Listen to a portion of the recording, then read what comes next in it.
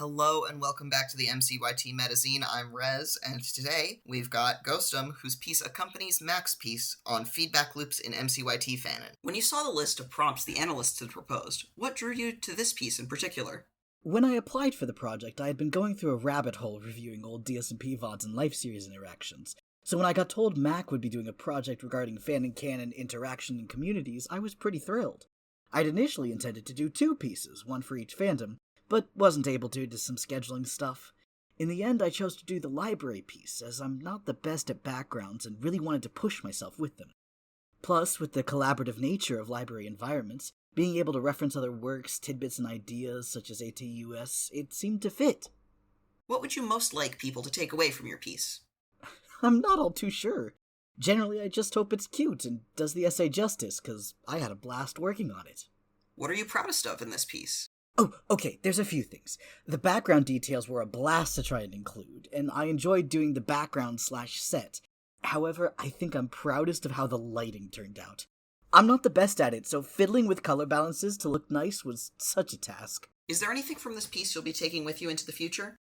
Oh, yeah, for sure. Mainly the experience I've now got with backgrounds and lighting. I usually avoid them, so I'm going to try not to from now on, because it was quite fun overall. Is there anything else from the creative process you'd like to share? Are there any details you want to point out? What's your favorite aspect of your art style? It's a very common thing, but I draw my initial sketches on paper, but since I don't have a proper sketchbook, I have to splice everything together digitally. I did a lot of the doodles for this during exams and the like, trying to figure out poses and interactions. So under all these layers is a mix of a lot of different types of sketch paper and materials, which is fun. I love all the small knickknacks on the shelves referring to so many different MCYT stories. How did you decide which references to include in the end? Yes! That was the part I was both excited and so nervous about. I just tried to include references to as many things as I could. For the Life series references specifically, I made sure to include one representation per series, and attempted to make sure a few players or events were mentioned. A silly one to me is the second shelf on the bottom left representing Big B's Simple Life lava portal shenanigans.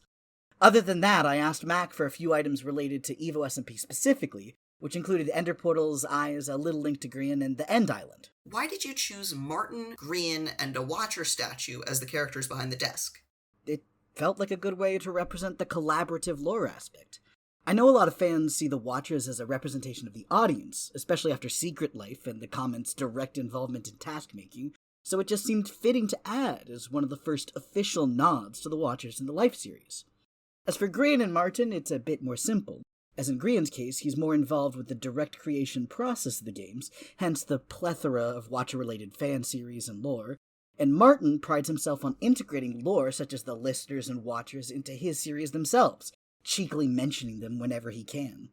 They both represent, at least to me, the cyclicality of fan and canon interaction, because as fans create ideas and fan content, CCs involved react to it and create clues, hints, and lores related to it, fueling fanworks in a never-ending cycle.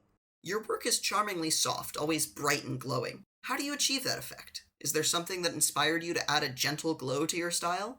Thank you. Honestly, though, I kinda just wing it for colors and aesthetics. I used to draw stuff in pure neons as a kid, and slowly I've just found ways to rein myself in, only slightly though. I always start off with a monochrome base to lay out values of general areas, and then I slowly try to associate a main color tone for each character or object. In this case, green for Martin and the Watcher, blue for the background, and red for Grian. Which, as I go on, gets more and more vibrant till it's back to a neon square one. Other than that, it's a lot of layering of gradients, mainly neon red to blue ones that imply shadows, with some nice yellow on highlights. It's a very simplified way of shading with warm light, but I think it looks quite nice. And that's all we have time for. You can see Gh0st0m's piece and many others when the MCYT Metazine releases. See you then!